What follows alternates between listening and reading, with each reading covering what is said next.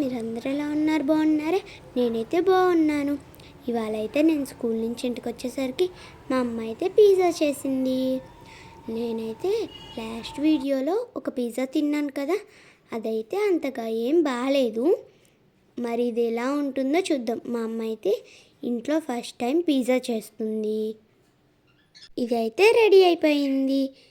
మనం ఇప్పుడు టేస్ట్ చేద్దాం దీన్ని. చూడ్డానికి అయితే ఎమ్మీగా ఉంది కదా. మా అమ్మ అయితే చీజ్ బదులు మనం శాండ్విచ్లో చీజ్ స్లైసెస్ వేసుకుంటాం కదా, అదైతే ఒకటి వాడింది.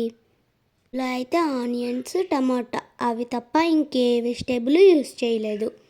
ఇలాగా మీకు మా వీడియో ఎలా అనిపించిందో కామెంట్లో తెలియచేయండి. అయితే లైక్ చేయండి, షేర్ చేయండి. సరే, చాలా స్టిఫ్గా బాగుంది కదా.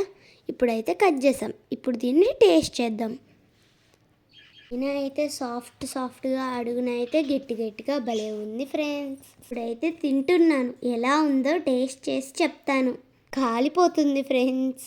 అమ్మ సర్లే అని చిన్న పీస్ పెట్టించిందా, నోట్లో పెట్టుకున్నాను, నోరు మండిపోయింది friends.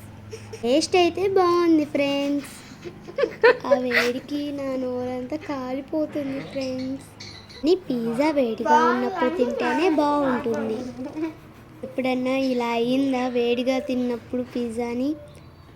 Thanks for watching. Bye friends.